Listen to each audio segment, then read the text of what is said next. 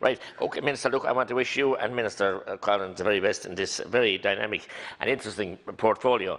I want to also say that the students, sixth year students of last year and the first year students of this year have had a very traumatic time. Their families had a traumatic time. It hasn't been easy on the schools or on the third levels either.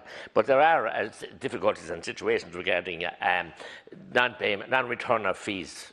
Parents have been put to huge pin of their collar to pay these fees, and they pay them. And I have full experience. I have a first year myself and a student the sixth year last year, so I know the difficulties that hand. But it's how difficult it is to study from home and work. So they will rise to the challenge, and I believe in Mullinoige I got chucky sheet. I also want to say to you, Minister, at the University of the South East, I strongly support, and we need that so badly. We also need, Minister, and applications before you by the Tipperary County Council for the relocation and development of the Tipperary LIT Tipperary to a new campus in the old Kickham Barracks, and that's very badly needed to be progressed as well. I also would like to get a list of the apprenticeships, because I believe that it must be broadened out. We need these apprenticeships so badly in the building industry, in the farming, agri-industry, and indeed in the plant hire industry. And I just spoke to Minister Collins a minute ago about it, because those areas I find it so difficult to get skilled operatives and people with degrees. So we must enhance and broaden the whole area of apprenticeships. I also want to say to you, Minister, I welcome the review of Susie. I want to thank the officials in Susie and Geraldine in my office for dealing with them, for so many families and trying to assist.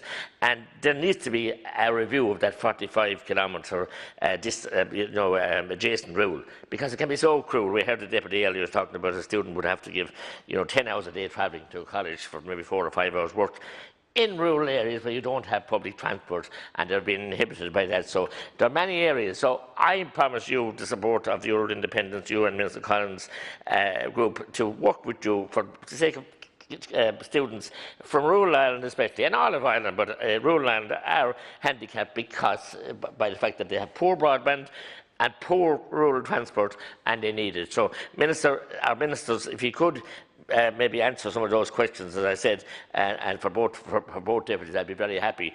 But again, as I said, to Mullinoige of Chucky Shield, because they need our support and our help, and they need it, and they will be the leaders of tomorrow and into the future, and they won't forget this time, obviously, but I believe they'll rise over it. Thank you very much, Deputies. Minister. Deputy McGrath is right to end on a positive note, because as tough as this time is, our next generation, we will bounce back from this, and they will bounce back from that, and we all need to support them in that regard. About Deputy Collins and Deputy McGrath raised a very important issue in relation to student accommodation. I suppose I'd make a couple of points. In relation to campus-owned, college-owned accommodation, I expect universities, colleges to be flexible, to give refunds where students haven't been able to use their accommodation due to no fault of their own. I would note some students, for a whole variety of reasons, legitimate reasons, have decided to take up their accommodation. Perhaps they don't have the space or the opportunity to learn at home. I do think we need much more publicly owned or campus-owned accommodation. I'll be coming forward with plans in that regard. I think we're still too reliant on the private market, and that in many ways pits students against other people trying to rent accommodation. I would point out we've doubled the size of the Student Assistance Fund, and that's a fund for students who've fallen on particular hardship. There's €16 million in that fund this year. It's available through all college access offices, and I'd encourage the deputies to direct their constituents in relation to that. I thank Deputy Collins for the point he made in relation to horticulture. I'll make some specific inquiries with the HEA, and I'll come back to him in that regard. And in relation to the issue of placements as well, I will come back to him in that regard too. I'm asking all of the bodies to provide flexibility and common sense in relation to placements, so that nobody loses out at this time. Both deputies reference the issue of broadband. I did announce in my opening statement our plans to roll out EduRoam broadband to 90 more locations across the country. It is clearly a real issue.